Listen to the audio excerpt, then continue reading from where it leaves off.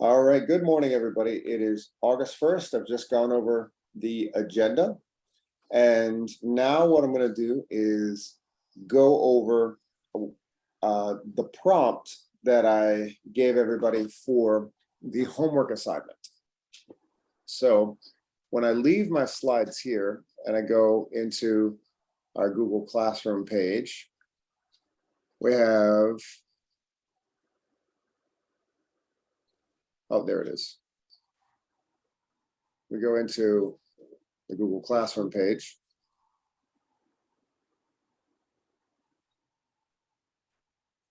That's it.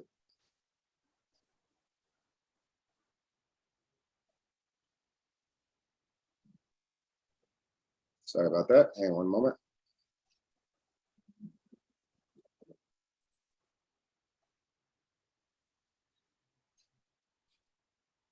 When I go into the Google Classroom page, so what most of you completed was this assignment, and I'm going to go back to the prompt. So who can identify what the question is that I'm asking in the prompt? So I asked everybody to give me a short answer in a little paragraph. In the fall of 2022, El Centro may offer a few hybrid lessons. Will you be able to attend classes regularly? And do you plan to participate remotely or in person? So what is that question asking? I know we went over it last week, but I want to make sure everybody is clear. Seems simple, but it's good to go over it. Who can tell me what is the question? So I'm going to put right here, what is the question?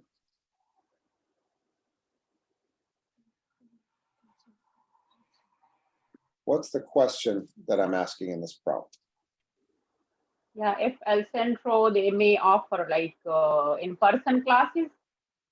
So would we can like go for classes in person, or we choose like remote? Close enough, yes. In particular, what does this mean? Will you be able to attend classes regularly? What does that mean? Who can identify that question, that part of the question? Will you be able to attend classes regularly? Personal class. What does that mean? Class in We person. can go every day or in person regularly. We can go. Well, it's consistency. Basically, it's we haven't sorted it out yet, but we may have the option to offer a little bit more flexibility. But we want to get information first. So last week I did some work explaining what the hybrid model is, what an in-person class is, and what a remote class is, and how a hybrid class is different from a remote class. So the question is asking, will you be able to attend regularly? And do you plan to participate remotely or in person? Some of the questions were, some of the answers I got were, I like in person, or I like remote. But what is the question that I'm asking? Or I like hybrid, or I don't like hybrid. Or the teacher will look very busy with a hybrid class. So what is the question I'm asking? What class do you prefer, in person or remotely? No, the class is asking, everybody, actually, can I get a volunteer reader? Me. All right, go for it. Will you be able to attend class regularly, and do you plan to participate remotely or in person? Exactly. So what do I need to know to answer that question?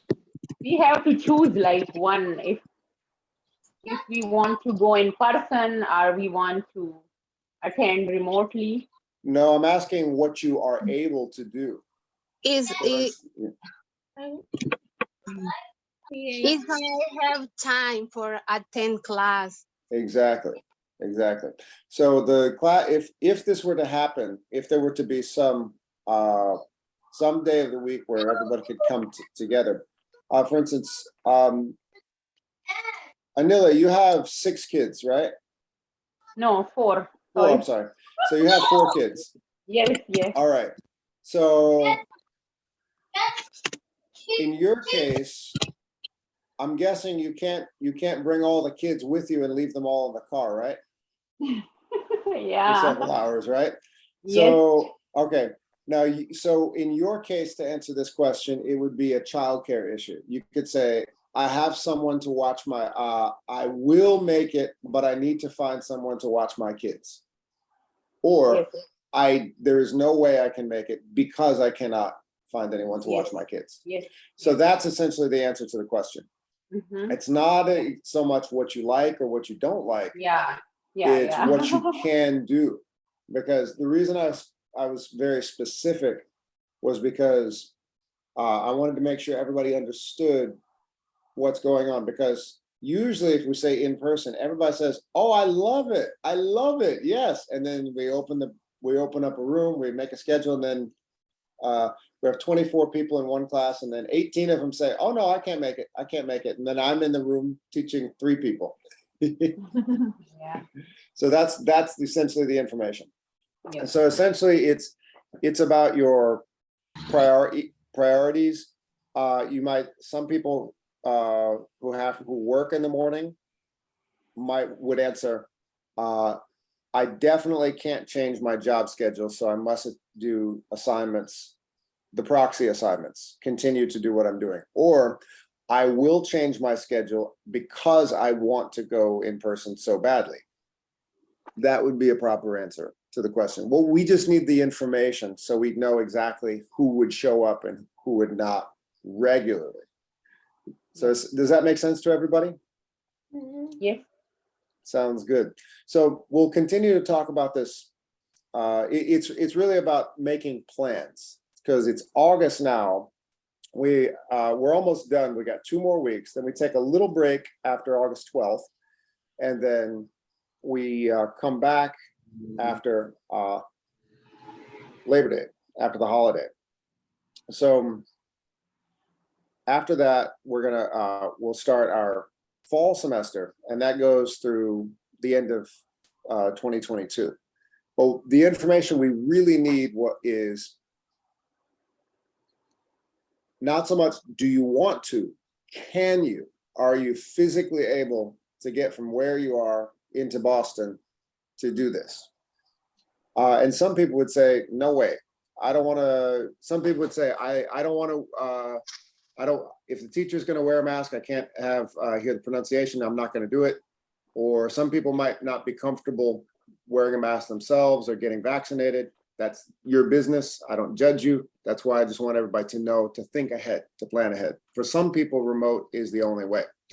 So that is essentially the way to answer the question. Will you be able to attend regularly? Regularly. So I'm going to focus on the word regularly right here. How regularly would you be able to attend? Let's say if we did every Wednesday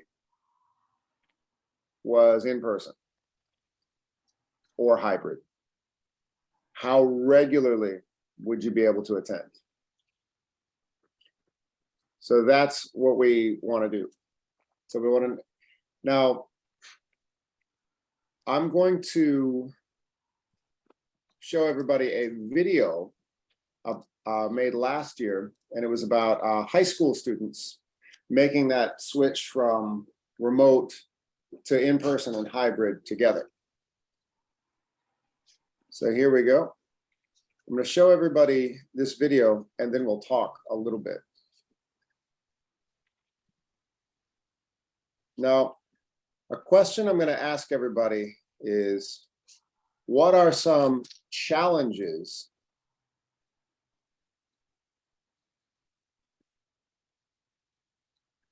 for both students and teachers going back in person? What are some of the challenges? Because remember, if you haven't been in person before, if you haven't been in person since, say, 2019 to a classroom, it's not quite the same. And you'll see that right here. So that's the question I'm going to ask everybody here. What are the challenges of returning in person for both students, teachers, and families for that matter? Because it affects everybody. Here we go. Okay. I'm going to put on the closed captions. Does everybody understand what I'm asking everyone to think about? Yes. Yes. Great, great, great. Okay. What are the challenges returning in person for students, teachers? Here we go.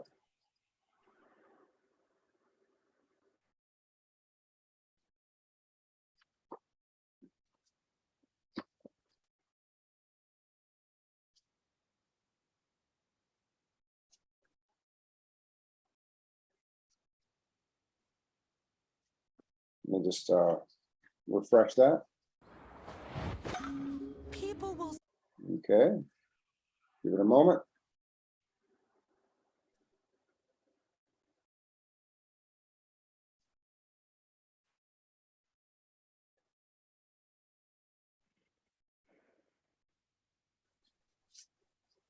Nationwide, 90 kids and teens have now died from COVID-19. Nationwide, 90 kids and teens have now died from COVID-19. But public health experts generally agree we need to get kids back to school. It's better for their education, it's better for their physical and their emotional well-being. But if kids return to school in a COVID hot zone, the fear is that the virus will spread like wildfire, endangering entire communities. Across the country, the morning ritual is changing profoundly for 56 million K-12 students this school year. For those who return to school in the fall, fewer kids on the school bus, face masks, temperature checks at the front door, fewer kids per classroom, alternating in-class days, and spaced out cafeteria seating. I think he's able to go to school, interact, have the teacher be his teacher, not his mom be his teacher. But for millions of kids and teens, the return to school this fall will be virtual. Of the 25 biggest districts in the country, 18 are opening with remote learning only, including LA, San Diego, San Francisco, Seattle, Denver, Chicago, Houston, Atlanta, and Washington, D.C. Other school systems, including New York City, the country's largest, plan to use in-person learning or a hybrid model. Still, a quarter of New York City kids are opting for all remote learning. No one wants it to be this way. Parents, educators, and students would all love to be back in the classroom. I miss school and my friends and going to different places. But these are not normal times. There's a lot at stake here. There's a lot at stake for kids' educations and their social well-being, and there's a lot at stake for health. And finding that path in the middle is where communities are struggling right now. First, a fact check. Can kids contract COVID-19? The CDC says absolutely. More than 380,000 teens and kids have already contracted the virus, roughly 9% of all coronavirus cases. While most won't become seriously ill, researchers believe even asymptomatic young people can actively spread the virus to others, including teachers, parents, and the elderly. In Cherokee County, Georgia, 2 high schools are closed after dozens of confirmed cases. More than 1,200 students and staff quarantined district-wide. 45 minutes away, North Paulding High School remains closed with 35 positive cases after students packed the hallways, often without masks. I just feel like that's the risk some of us seniors are willing to take to have our senior year. Across the country, teachers are concerned about their own health. You're packing 300 kids, almost 300 kids into a school. How is that following the guidelines that everyone has put out? Marcy Warner is retiring after 40 years teaching in Scottsdale, Arizona. I love those kids and where I taught and what I did, but I'm not quite willing to die for them. But the president is still pushing to get students back. All schools should be making plans to resume in-person classes as soon as possible, providing guidelines similar to the advice offered by health experts. The CDC is pushing in-person learning when possible. Among its many recommendations, no entry into a school for anyone with a temperature over 100.4. Keep small pods of teachers and students together all day. Physical barriers to minimize the transmission if somebody coughs, sneezes, or talks. In addition, continuously disinfect high-touch surfaces like playgrounds, like doorknobs, light switches, desktops, countertops, and restrooms. Harvard's Dr. Ashish Jha says schools will need to prioritize which kids return to school first. The best evidence is that younger kids transmit less, and also the best evidence is that younger kids really need that face-to-face in a way that the older kids maybe needed a little less. So if I were prioritizing, I'd start with K through 5. In Houston County, Georgia, school resumed last week. Many kids kept their masks on, stood separated in the hall, and sat divided by plexiglass at their desks. Now it's also reporting positive cases. I'm looking forward to seeing my friends and just getting back into school. But that will have to wait for 10-year-old Asaya Giles in Maryland, who will start 5th grade online. Corona Care graduate, our first graduate of the year. She completed 4th grade at home in what her dad dubbed Corona Care Academy. You survived distance learning at home with mom and dad. You must be like at the top of your class. You are super smart. I am. See?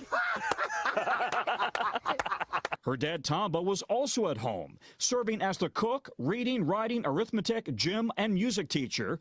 But he was only home because in his real job, he is a teacher at another school, now teaching music online, which requires a lot of patience and flexibility. I told some of my students, hey, let's do the lesson on a Saturday. I was okay with, extending the time, traditional times of Monday through Friday, understanding that my goal is, can I meet the needs of that child? No doubt about it. The 2021 school year is going to be very different. There's no way to eliminate the risk. You can reduce it quite a lot. You can reduce it for the teachers and administrators. And we've seen from other places around the world is when you do that, schools are not a source of outbreaks, and it is generally a manageable risk. Dr. Sharfstein, Dr. Jha, Dr. Fauci all believe that kids who are right now in low COVID exposure areas, they should be able to resume to school without much of a problem. But in areas that right now are hot zones, and with how quickly this virus is spreading, it's also entirely possible some kids will be online all year. All right, everybody. So that was obviously 1 year ago, but what are some of the challenges for the teachers and the parents and the family at large? And so it affects everybody, making that switch, going from the remote and then going back to some physical place in a building. Who wants to share first? What are some of those challenges? First of all, like we can get like virus from someone. Mm-hmm. Yeah. Absolutely. Yeah. And the other thing is we have to wear a mask all the time, sanitize, and like keep the distance from the teacher too. Yeah, absolutely. So that's the first concern, is to realize, oh, wait a minute, we're going to breathe. We can't hold our breath for the whole class. So we have to use common sense safety measures. So there's in that sense, usually, how oftentimes I'm calling you, I'm messaging, I'm saying, hey, is everything all right? I didn't see you in class and all that stuff.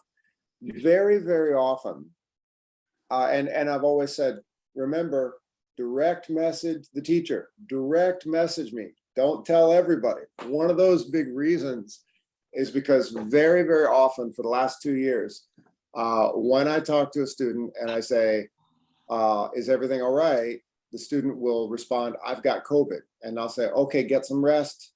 do what you need to do. Let me know when you're feeling better, and I'll ask if they have health insurance and all this stuff. So that's one of the reasons the beginning of the semester, I ask everybody, let's direct message the teacher. Do not tell the whole class. So very, very often, all the time, I could say every other week for the last 2 years, one student will tell me, I have COVID. And when we're remote, it's so relaxed. I just say, oh, thank you for telling me. Are you okay? Do you need assistance? Do you need help talking to the doctor, translation? We could, do you have health insurance? And then I just put in the notes. I tell Antonio and Mageni, everybody knows who needs to know, but it's nobody's business. If you're in person, all of a sudden, when you're in person, and then we find out one person has COVID, it's not nobody's business. It is now everyone's business. We are all gonna be asking you. Okay, and then we gotta, so it's a lot more work. Okay, and when it's called, the word contact tracing? So contact tracing, we're gonna say, okay, we had one positive case in that classroom. Who was in that classroom on Wednesday? Okay, then we're calling everybody who was in that classroom on Wednesday. You had a possible exposure. And then, one person was gonna think, oh, I kept my mask on the whole class. And the other person's gonna go, oh, I don't like to wear my mask. I take it off the whole time. Why do I do that? No. Oh, and then, so we're gonna say, test yourself, test yourself. Okay, and then, so that's gonna be the first headache. What's another challenge?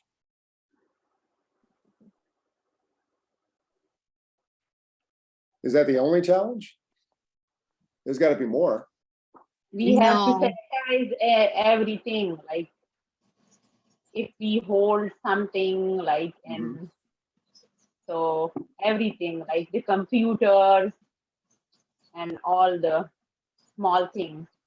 Yep, we'll definitely be wiping down surfaces. That's normal now. We're much more hygienic. We'll be washing our hands, wiping down surfaces, all that good stuff. That's who was thinking of something else? Whoever wants to share another challenge, you can raise your hand. Whoever's ready. Yes. Use mask all the time. Yeah. Yep. Distance. For all the kids. Yeah. And check in the our case, temperature. we're not kids, we're adults, but we're still people we breathe. About that. But it's actually one thing we have to keep in mind is that if maybe you're 25 or 35 and you get COVID and you think, oh, this is nothing. I can just lie in bed and I'll be fine in 5 days. But maybe you're sitting next to somebody who is 65 or 75. Oh, yes. That's a different story if they get it. So I'm using my mother died catching COVID less than a year ago. So I'm very, very cautious about these things. And I have in the classroom, I have very little patience for people who are who whine and cry about wearing a mask for that reason. So I go from being the nice George to the very like, what happened? He was so friendly when online. Anyway, so yeah, that's something to think about. Any other challenges?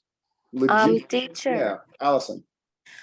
I doing one challenge and I see famous in TikTok is the dance with paper toilet.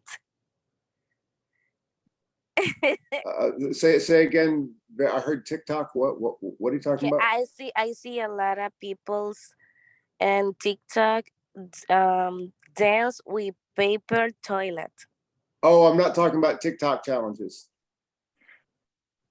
No, I'm not talking about TikTok. Oh, I know what you're talking about. You're talking about the thing where people dare each other to make funny videos on TikTok. Totally different, Allison. Totally different. Totally different. Any other challenges? Not a TikTok challenge, but thank you for adding. Any other challenges going from the remote class to? I'm going to give you a hint. Here's one. In persons, for people living far away, the Centro, exactly. the transportation, and money and time. Yes, the transportation, exactly. So Svetlana, you're in Acton, right? So Yes. yeah, that's so getting from Acton to Boston, it would be in Jamaica, that border of Jamaica Plain or Roxbury. That's what, like 25 minutes or? Maybe it's maybe 30 minutes. Okay, 30, so that's 35. yeah, that's not the end of the world. Does anybody? Teacher, Yes, Gene. yes, teacher. I think the many students will need to change the schedule too. Yes. Because after many years we have a schedule that we used to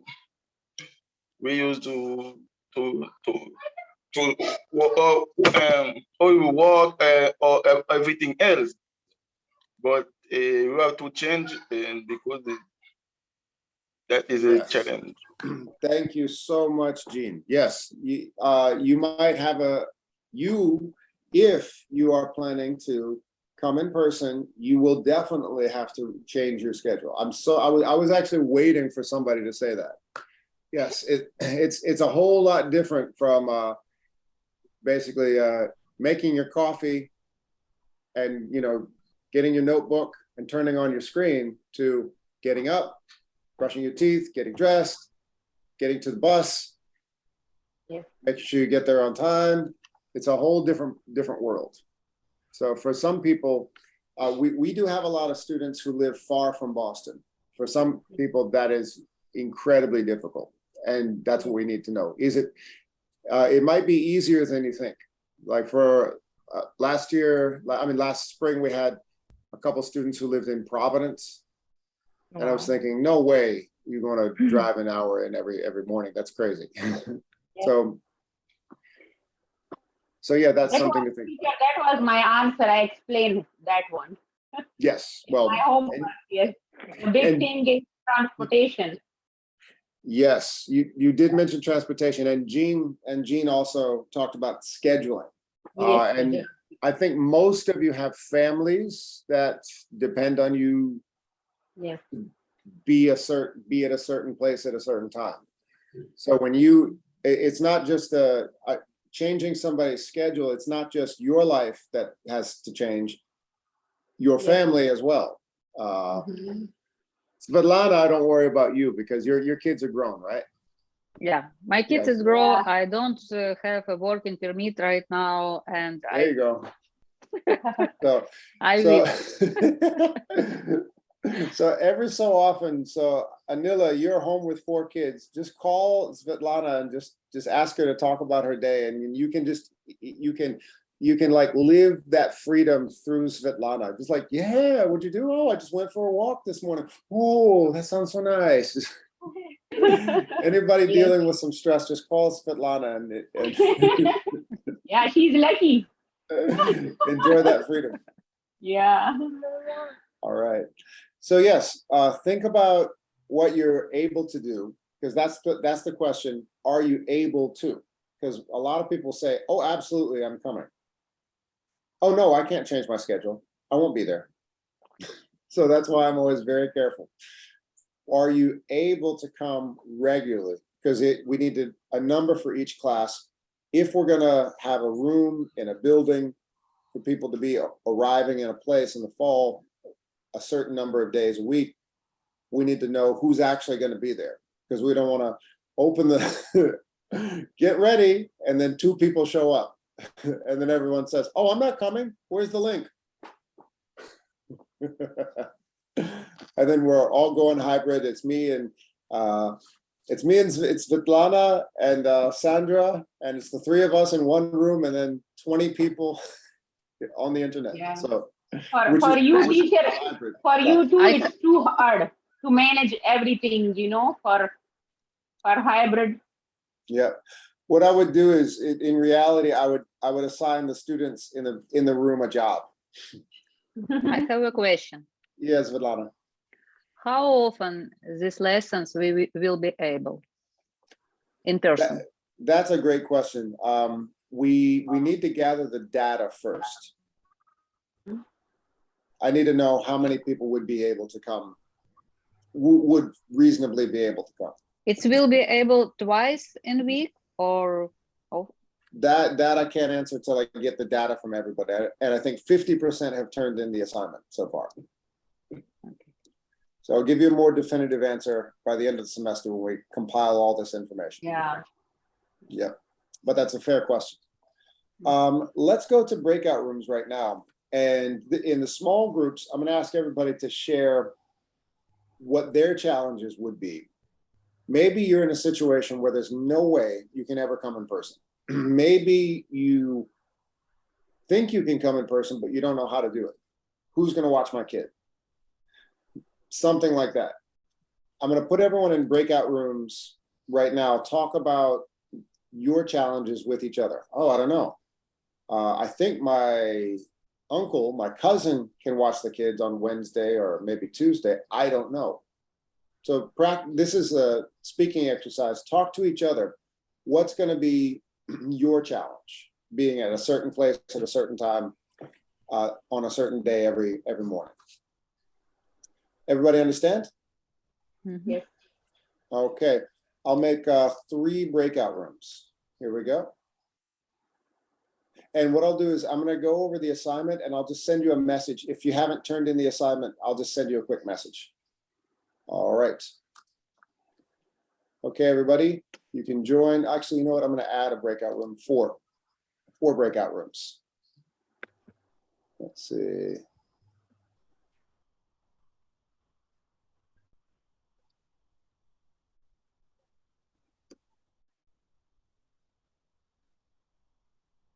All right, here we go.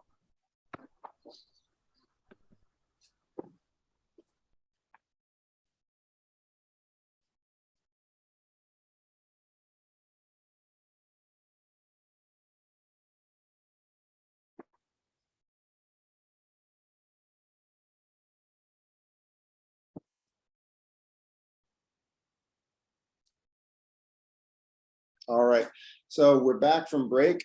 For the second half of class, we're going to use a video game that my level 6 students made. I'm very proud of them. And we're going to use an article, and we're only using the first 2 paragraphs. So this particular article, it's about the perfect job and the fantasy we might have about the perfect job. And in your WhatsApp, I've just sent you 8 vocabulary words. And I'm going to open up the article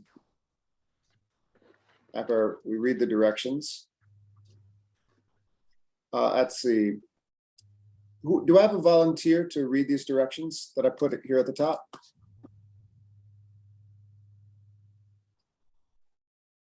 Yes. Okay, go for it. Attached is an article we began reading in class and the video game we made together. Please play the game and attach a screenshot of the game when you are finished. All right, so that is correct. We'll be playing video games today. A video game that your classmates in level 6 created for you. So this is a vocabulary video game. Now, first thing we're going to do is look at these new words. On your WhatsApp, you should see a short list of words, and I'm going to help you go over them right now. The class is recording, so you could watch the recording, or if you have a notebook or you just use Notepad on your phone, you could write these words down. Let's see. Here is the first.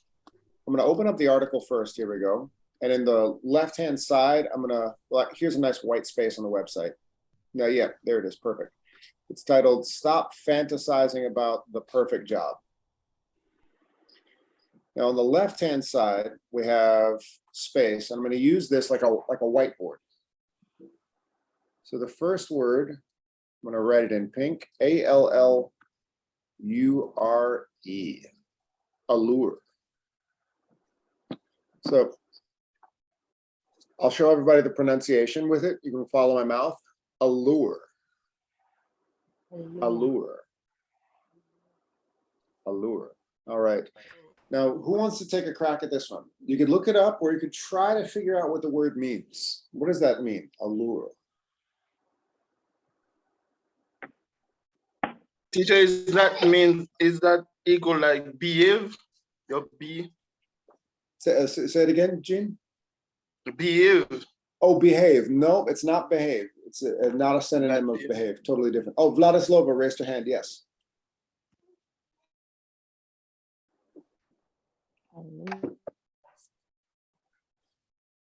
Okay. Oh, I think Vladislava has her hand up from earlier. No worries. Let's see. It's like attractive or something. Okay, there we go. It's not exactly attractive, but it is, yeah, you could say, okay, it's related. The allure, yes, it is a synonym of attractive. I had to think for a minute. Yes, I was thinking the verb like to attract. Yes, it is. An allure, it is when something is attractive, desirable. It's desirable. It means if you want something, there is an allure about it. Allure. And you could probably figure out from the title, fantasizing of the perfect job. So imagine your perfect job. What is the allure of that perfect job? In French, it's like illusion. I don't know. It's English. It's the same thing. A little bit different. Illusion means an illusion means kind of like it's like a distraction. Like I'm gonna do a magic trick. Yeah, you can use illusion like that too in French, but I didn't actually pull my finger off, but that's an illusion. yes, in French you can use it like that too.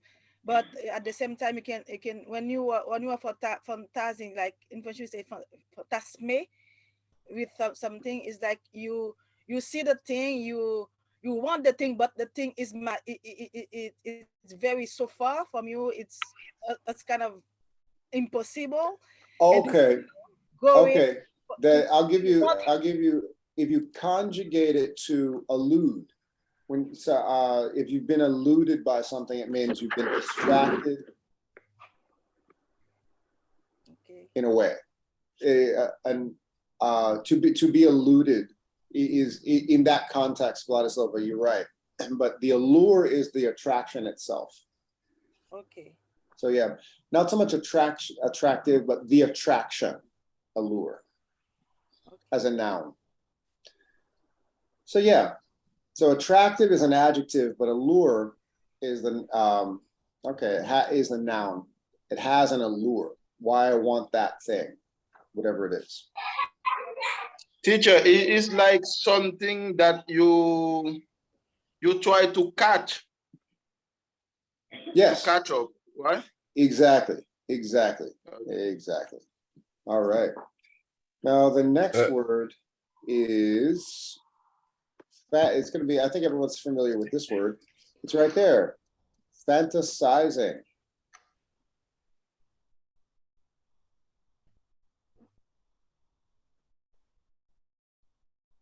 Fantasizing. What does that mean, fantasizing? What's a fantasy? I thought it's like amazing. Before. It's similar to wishing. Like a dream, to dream about something. A dream is a fantasy. Yeah. Oh. I think you talked about fantasy at the first time. I did it. Okay. Oh no, it's this is the list of vocab words I put on everyone's phone. Take a look at the WhatsApp group. Yes, I saw them. I'm sorry. Now here's a longer word that's a little bit harder, and I'll show everyone the pronunciation. Here it is.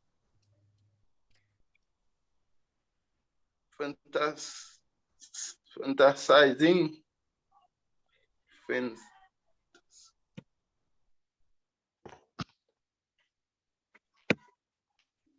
Okay, very long word here. Entrepreneurship. Entrepreneurship. Very good. Entrepreneurship. Entrepreneurship. Entrepreneurship. Entrepreneurship. Very good. So an entrepreneur, who knows what that is? Someone who build a company. Someone. Yes. Yes. Someone who takes it. Part of the definition is a risk taker. Someone who takes a risk to raise capital to start a business. An entrepreneur. Here's a phrase. Blind spot. You might hear of the blind spot if you drive. If I'm driving and I look in the mirror and I want to change lanes,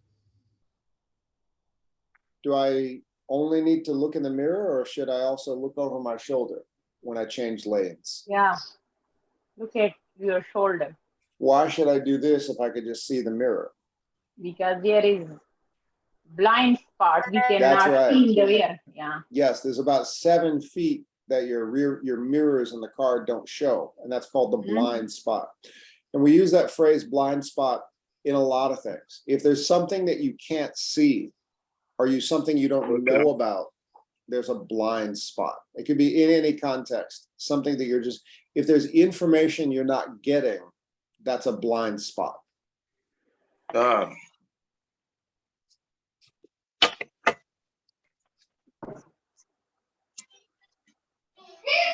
I'll give you an example.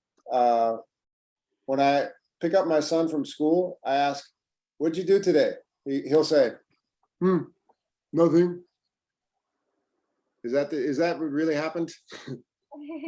Of course not. Of course, there's a lot. So that's a blind spot. So let's see. Next phrase is, or word or phrase is, yes, this one I didn't need to add the hyphen. My colleague Ashley pointed that out. Big ticket.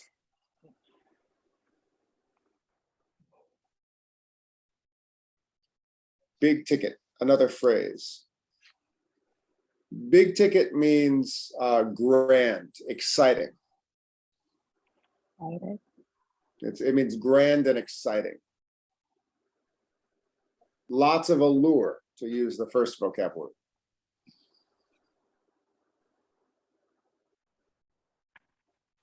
Plenty of allure, a big ticket event. And the ticket is expensive.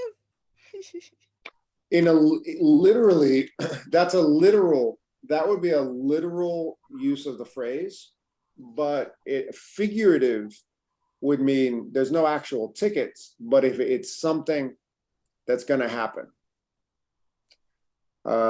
Let's say ticket. It's something that you really want, with lots of allure, is the big ticket. For example, when you need buy a house, it's a thing you really want, but it's expensive. Yeah, and if I use the word fantasizing in that context, you have a dream to own a house. That's a big ticket dream. It's a lot. It's not. Let's say if your dream is to lose 20 pounds versus own a house, owning the house is the big ticket dream. That's the goal. Or graduate from college. That's the goal. These are the big ticket items.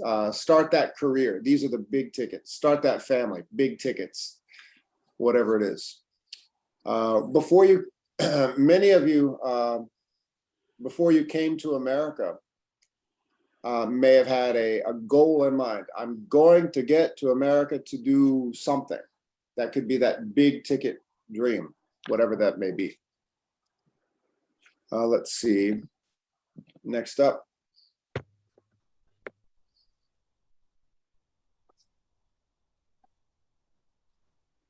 Idealized.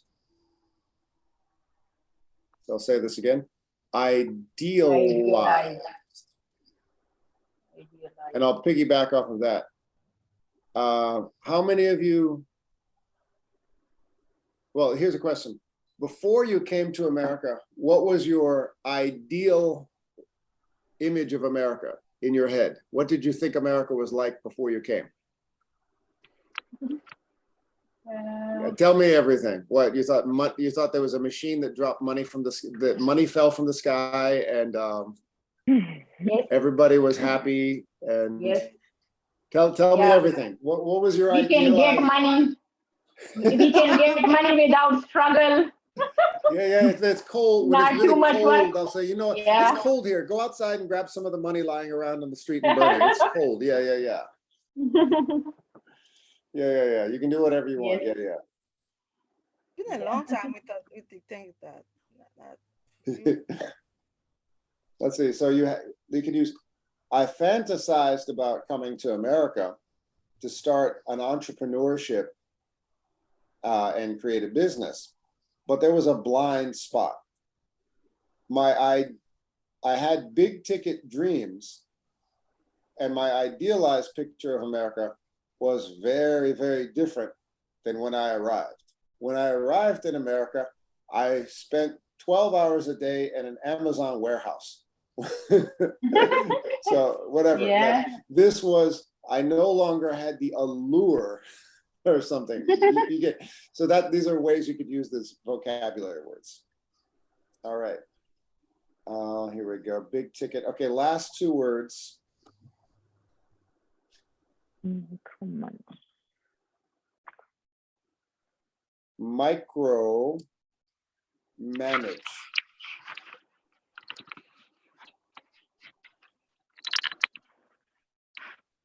Micromanage.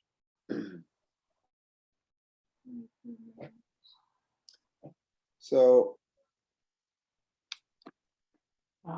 I'll give you an example. A micromanaging is when if you have a job and you have a boss who watches everything you do, and every time you do something, they tell you, oh, not that, this, a little bit more of that, a little bit less of this. And you feel like you're living, you're being watched all the time. That's micromanaging. So someone is telling you what to do all the time, micromanaging. And It's not about the trade. It's not about trade. It's about supervision. And the last word is fulfilling. Fulfilling. So that's the F sound, fulfilling. Let's like accomplish something. It could be related. Fulfilling means it is completing what you want. If you have a job that you think matters, if you have a job that you work a job and at the end of the day, you realize if you didn't do the job, the world would just keep on turning without you, and it doesn't matter. If you live or die, if you wake up or you sleep, the world is going to keep going. If you don't do this job, somebody else will do this job. You feel unimportant. That's not fulfilling. If you have a job that you realize, wow, what I do matters. If I don't show up, that is a problem because I have a certain amount of skills and I reach people that need this service that I can provide. That matters. That's this fulfilling, that kind of thing. When you feel like you're reminded that you're important, that's that fulfilling feeling.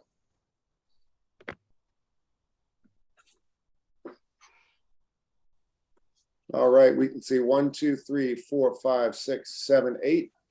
Okay, any questions with these 8 vocabulary words?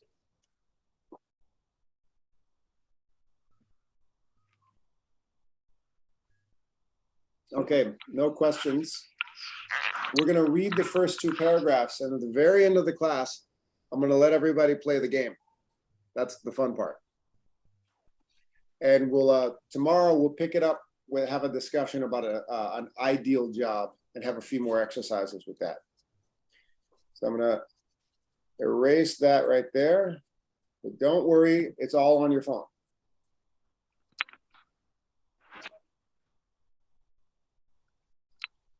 There we go. Okay, I'm gonna make this a little bit bigger so everybody can see clearly.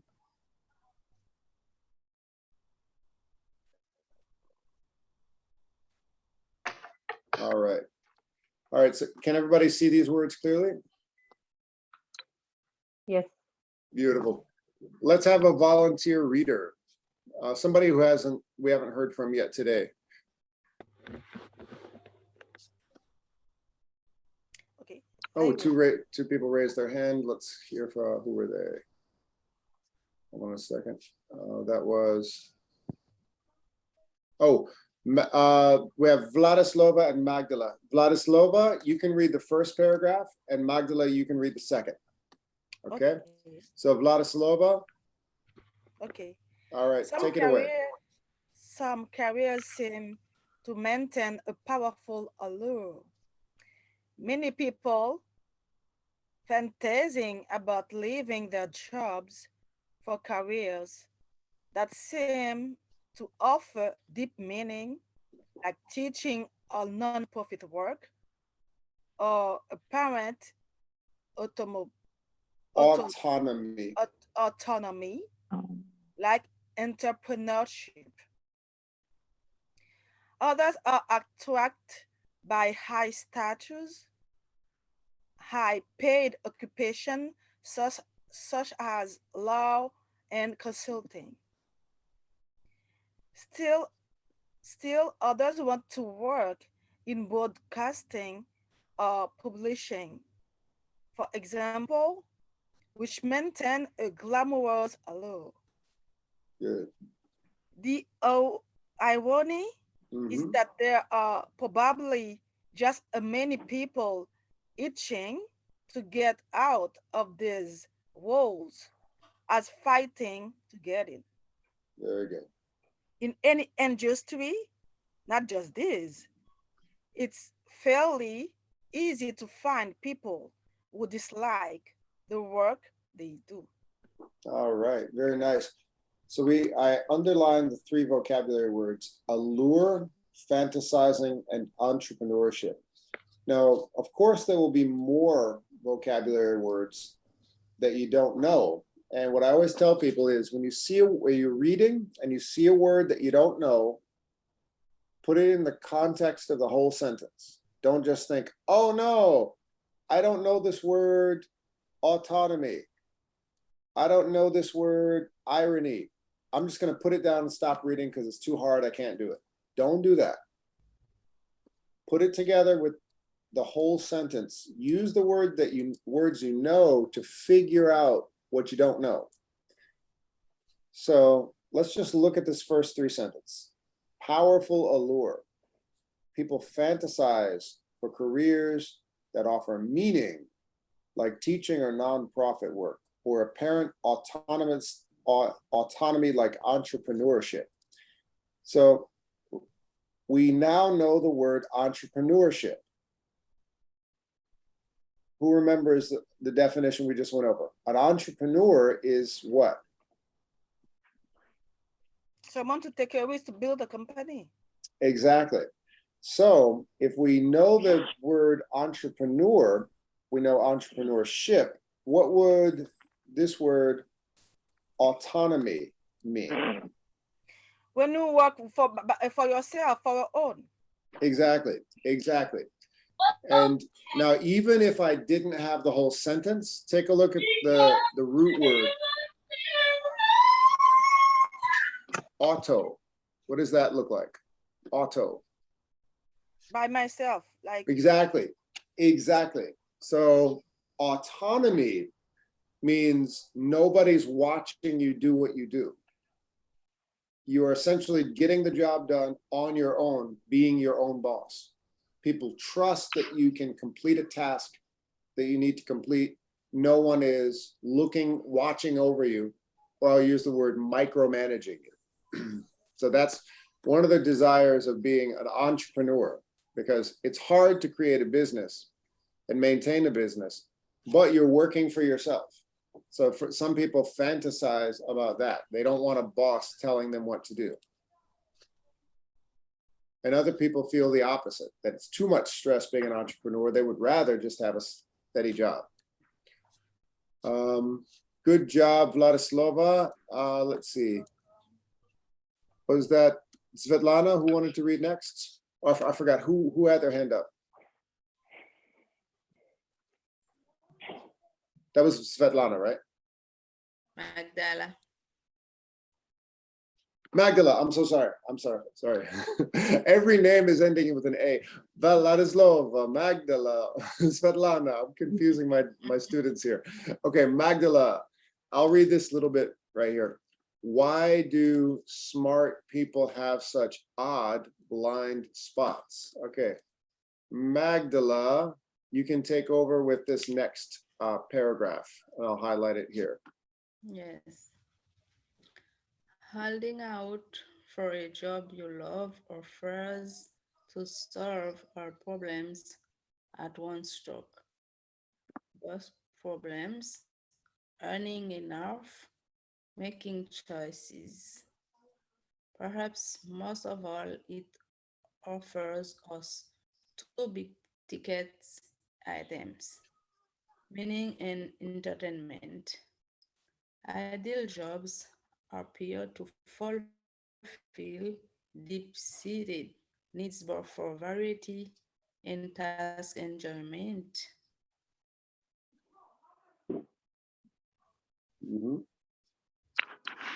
As well as I can see.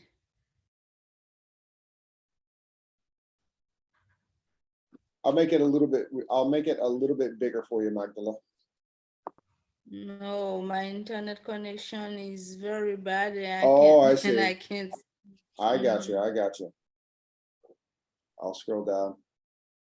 There, no problem. Okay. Let's see. Do you see it now? Or is the screen still frozen? That's the connection. Freezing. Okay, no problem. Would anybody like to take over? Yeah. Okay, go for it, Lunike. So right about the middle of the paragraph here. Excuse me. Holding out for a job you love offers to solve all problems at one stroke. Both problems, earning enough, making choice. Perhaps most of all, it offers us to big ticket items, meaning and entertainment.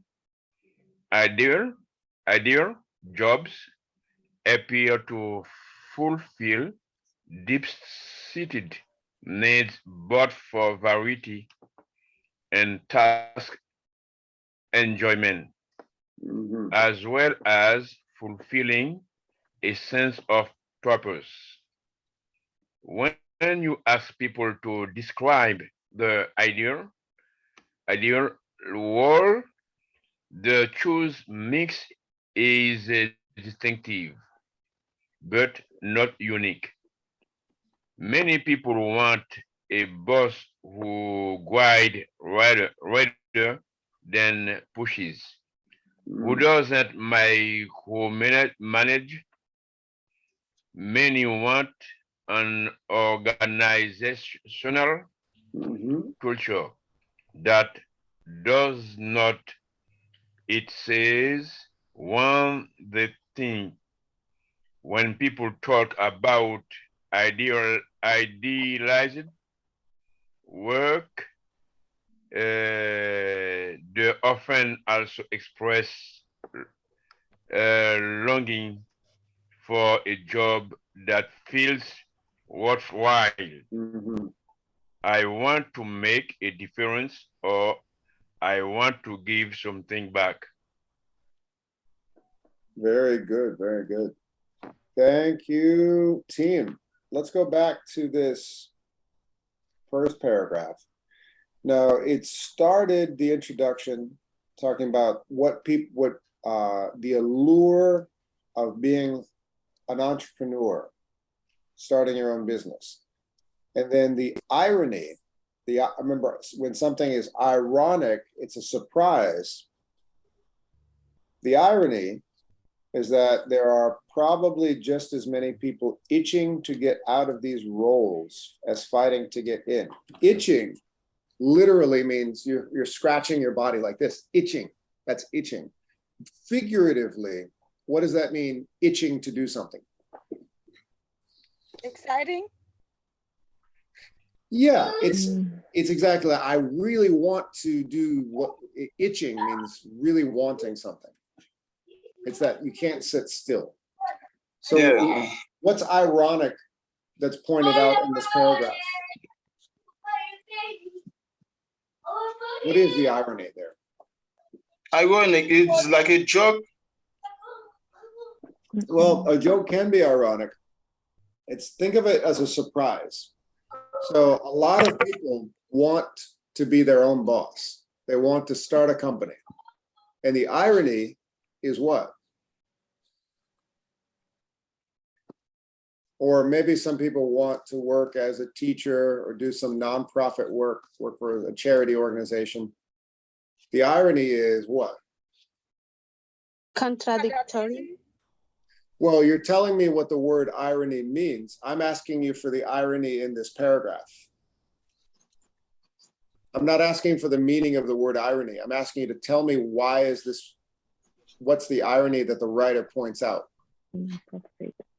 Irony is disappointment. Explain what this writer of this paragraph is arguing. Okay. Someone want to get out on the job and another want to get in. Exactly. Perfect, Magdala. Perfect. So let's say this person has a shop. They have their business. And this person is looking at the business, and in their mind, they're thinking, I want that. I want it. And this person who has the business with the autonomy to be their own boss, they don't want it.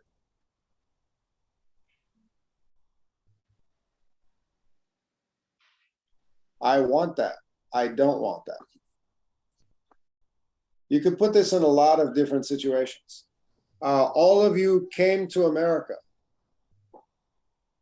How many people around the world every day want to come to America? Thousands and thousands. And how many people who have come to America and started this new life say, I don't want this anymore. I've had it. I'm going back. Probably everybody at some point, right? Why did you probably had that? Usually that first year is the worst. Why did I come here? Yeah. Say it again, Sandra. Because they idealize the country and their things about this country. For example, my compatriots, many people come here, and when they start work, 6 months later, they come back to El Salvador because the work is very hard and not easy. You know what my colleague Antonio says? He says, you know why America is so advanced? Everybody works. You get up and work. No time for anything else. Anyway, so yes, exactly. So that's the irony. Some people want something, and the people who have it don't want it anymore. In the context of a job in one of these fields, there's plenty of people who want into the world of human service or education to have that feeling of making a difference. And plenty of people in those fields say, I've had it, I want out, I don't want this anymore. So that's the irony. And this is where the word blind spot comes in. Yes, blind spot. Yeah. Lunike, tell us what this blind spot is in the context of the sentence. What is the blind spot? Why do smart people have such odd blind spots?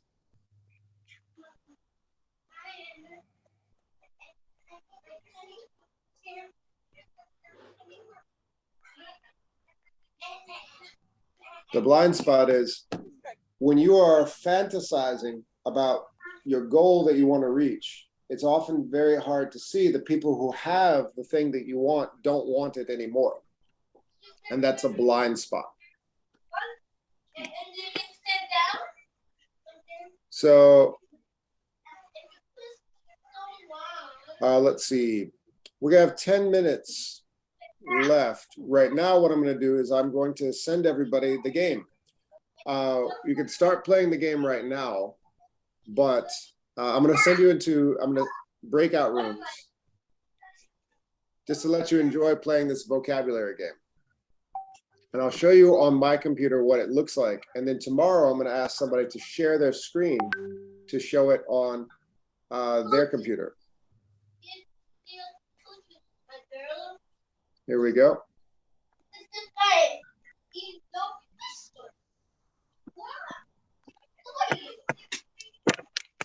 Here we go, here we go, here we go.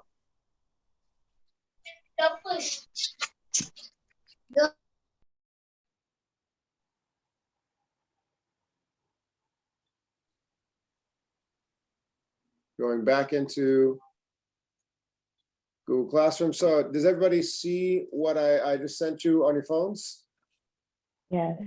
Excellent, excellent. You can try this right now. Here we go. Okay, so the first link is the article we started reading. We'll read more of that tomorrow. And the second link is this game that I showed you.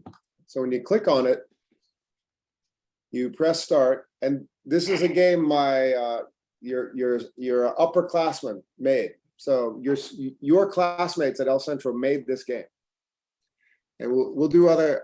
Don't worry, we'll make games as well in the fall. But this is one exercise I've done with level 6. So you press start. It looks like a children's game, but here comes the sentence at the bottom. Uh-oh, where do I go? Where do I go?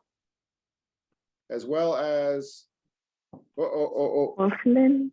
Fulfilling, that's the right answer. Okay, tell me to go to the next. Okay, you'll see a sentence at the bottom.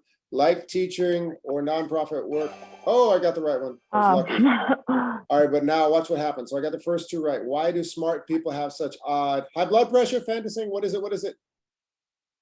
Entrepreneurship? Oh no! No, I crashed the plane.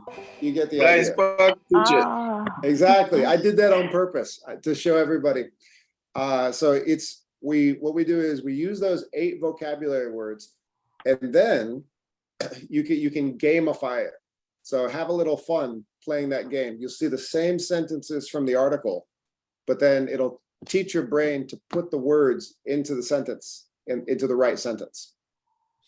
And what I'm going to ask everybody to do is join breakout rooms and start playing the game on your own. Have a little bit of fun with it, and wrap up the class today. We'll pick it up tomorrow, playing the game again, and then reading the rest of the article and talking further. And that's it. Any questions? We have 9 minutes. I'm gonna put everyone in breakout rooms just to have fun playing the game and talking. All right, everybody. So the game should be on your phone right now. I'm gonna put you into breakout rooms. Here we go. Let's mix up the breakout rooms. Different people this time. And I'll make 2 rooms. Here we go. So think of this as a little bit of sort of a party. Everybody help each other out using these vocabulary words. 2 breakout rooms, about 5 or 6 in each. Here we go.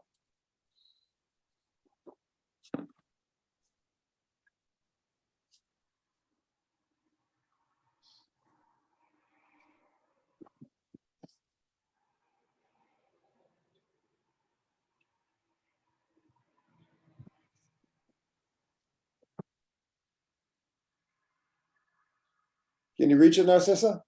Yes. Okay. Oh, you can join your breakout room. Everybody will be playing it at the same time.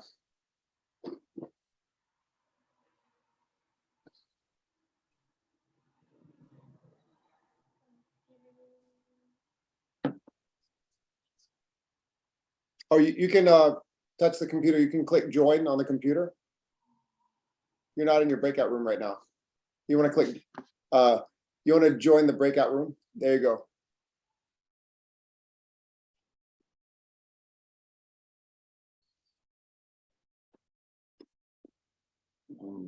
Okay, 1, 2, 3, 4, 5, 6, 7, 8, 9, 10, 11, 12, 13, 14, 15, 16.